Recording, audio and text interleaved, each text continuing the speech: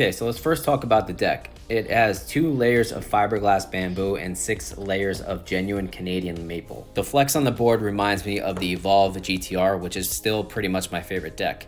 And with the concave, it reminds me of the onsra black carb. So mixing those two together, this is now my favorite deck. The motors are 6.3, 6.8 belt drive motors, 170 kV, and they are 1500 watts each. The ESC that's powering up those motors is the new Hobbywing 9028, which you could turn on and off with the remote. Now the bash guard that they're using has a rear tail light, or if you yank the brake, you can actually make it blink to show that you are braking. If you double click the power button, it could turn on and off these lights.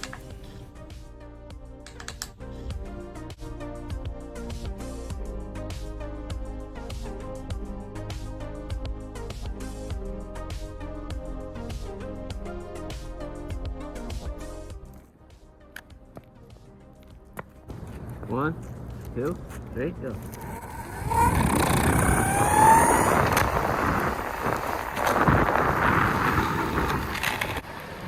Alright, 1, 2, 3, go.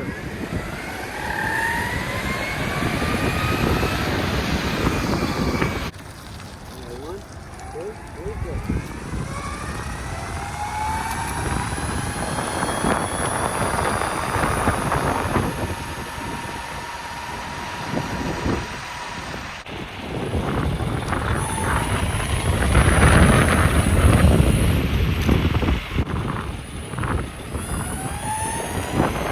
As for top speed, using 100mm wheels with 36T, I got 34 miles per hour. If you guys want to go even faster, check out Omni East Gates. They got smaller pulleys for both Kegel and ABEC. Feel free to use my discount code. Good break.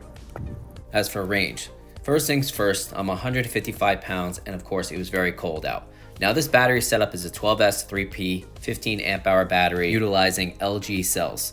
I got 31.8 miles of range with this setup. Now I have the same LG cells inside the B1 Titan X, and it has the same exact performance as the Zeus Pro. 1, 2, 3, go.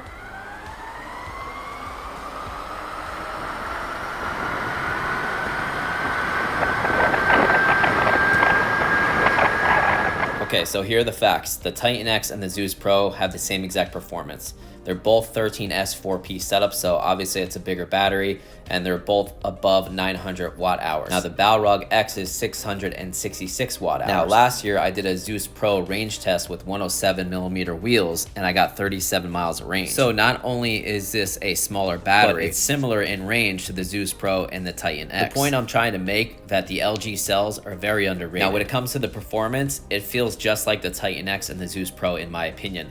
I asked B1 if the amps are a little bit different from this to the Titan X, and the Titan X is running 10 more amps out of the ESC. So it's very minor, I could barely tell the difference. As for the trucks, just like the B1 Titan X, in that video I explained that I love their traditional Kingpin trucks. Something about B1 traditional Kingpin trucks, even with the stock bushings, are fantastic. I like them better than any other traditional Kingpin trucks out there. They truly do feel like double Kingpin trucks, but they have the stability of a traditional Kingpin trucks. So in my opinion, the B1 Titan X and the Balrog X, whatever they're doing with those trucks, the size, the amount of placement of their angles, they're doing something right in my personal opinion. They have great carb and great stability. I was having all this fun, plus 34 miles per hour without tightening any bushings. Right out of the box, you saw it was pretty loose. This is how I was riding it.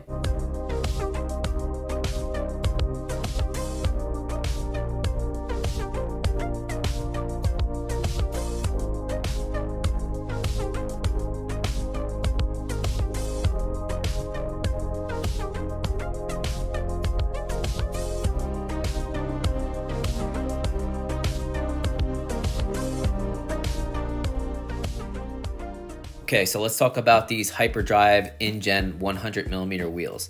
Now, I personally really like them a lot.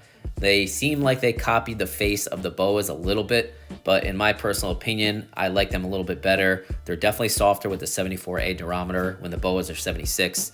The lip on the edge is definitely thicker. I also like how they made these in the USA. From what I know, the boas are made in China, and it's also Kegel core, which is a plus in my opinion. They also have tons of colors with this wheel: white, blue, purple, red, pink, the cool turquoise kind of color. They also have smaller 90 millimeters in stock, which are only white or black.